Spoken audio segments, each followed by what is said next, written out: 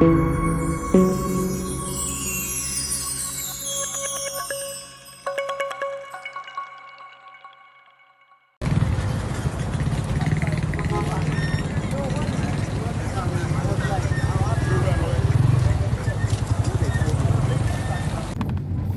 so guys, welcome to Conversations with the Driver.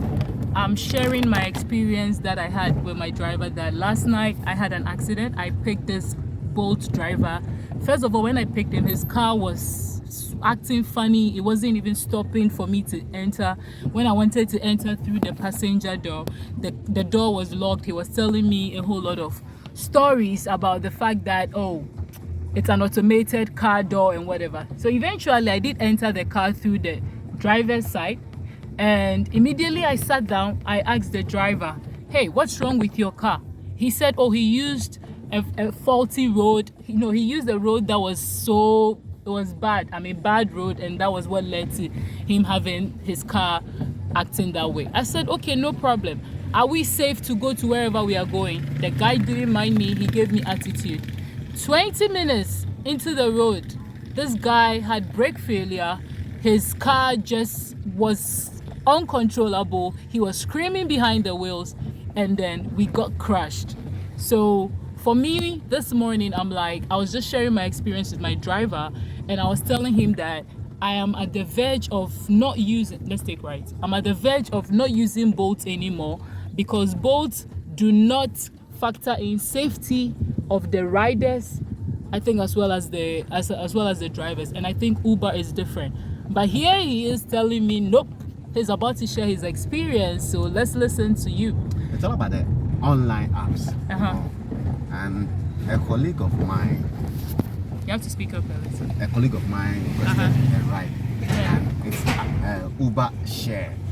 Okay. So on their way going, she chose Uber Share. Yeah, she chose Uber Share. So Yeah. on their way going, the other one who joined them was a male.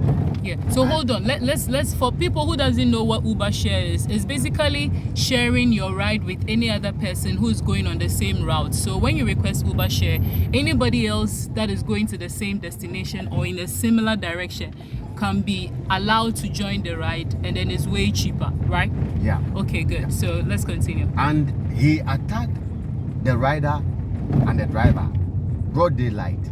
Whoa. So the lady decided not to use Uber app again. Wait, the guy that joined the ride attacked them? Yes. He attacked them both, and he took their phones and the monies on them. What? How? That's what happened. So she decided not to use online app again. And just last 3 days. That was when this happened? No. Just last 3 days. Similar thing has happened. With the Uber Share? Not the Uber Share. Okay. A colleague boat driver gave his car for a spare. And that driver to give the car to another driver at Kaswa. I had the cars here, and he said he closed. And when a lady came to him that he wanted right here, you can stop right here. He wanted her to take them to somewhere. So on their way going, they drove about 600, 700, 800 meters or so. So when they got there, the lady told the driver that there are 2 guys there who do the paying.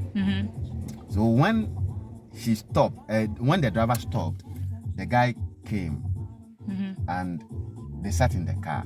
Yeah. Immediately they attacked the driver. Oh! They choked him with what? Knives, all sort of things. And they took the car away. Now the guy is at Kolebu Teaching Hospital now. Oh my goodness. And the car is here. Do you have pictures? Yeah, you can end the trip. I have the car here. And I don't think I can share the car number to you guys. Okay, all right. No problem, yeah. So this work that we are doing. So wait a minute. Let me my next question to you guys is how are you protected as drivers, and how is the rider also protected? Because it looks like now everybody can just do anything, and go scot-free. Yeah. For instance, with my driver that crashed me like this, thank God that I'm safe. He was in total shock. He didn't even know what to do. He didn't know what to say. But then in this case, imagine it was that fatal and their lives have been lost. Is the app going to kind of like insure anybody? Are we going to have like any sort of compensation using the app? Or how do we even know that using these apps there's some sort of safety for us and then the drivers? You see, the whole thing is that the online apps don't have respect for we the drivers. Yes, because similar thing happened to a colleague of mine at I think Ashama or so. Someone requested him, so he decided to go and pick the rider. Yeah. So when we got to the location, he was waiting for the rider, and the rider passed the other side and took my friend's phone. So he went to Uber office. Yeah. They told him that it was because of his carelessness. They told him it was because of his carelessness. Yeah. That's why he lost his phone. You know, this thing is getting yes. becoming too much. And I think somebody needs to have this kind of conversation so that we are able to draw attention on certain things. My own friend, he drives Bolt or Uber, and he was telling me the ride around, is it somewhere in Tema? He got attacked. He picked a passenger. The lady said that she was going wherever. She dropped him off, not knowing that she was with this guy. They've arranged to steal the car from him. And when they got there, they attacked him. He ran away, and then they couldn't start the car because it was automated. Then you don't need a key. You need that kind of like whatever thingy to start it. And that was what saved him, and that was what made him get his car back. You see, what we can do now when it comes to our safety, me, if you attack me, I'll give the car to you. But I will urge all my colleague drivers and car owners to make sure that they put tracker in their car.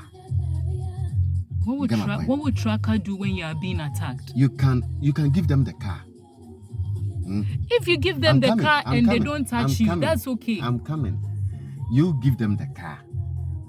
Whilst on their way going, you can switch off the engine without their knowledge. Or you can track the car. You get my point?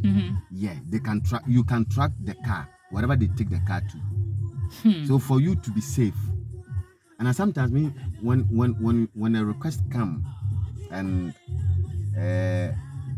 sometimes you can't judge a book by its cover. Yeah. But sometimes too, your instincts. Exactly. For me, that was my instinct. Like the lesson for me from this whole experience that I had last night is never doubt my instincts, because I even at some point before we turned onto the Spintex Road, I was like, should I just let this guy stop? Let me cancel the ride. But I felt at peace to some extent. So I was like, okay, let me just go. And then when it happened, I was like, wow, my intuition and my instincts and my guts were there speaking to me, and I'm so happy that I'm protected. I think I have learned my lesson.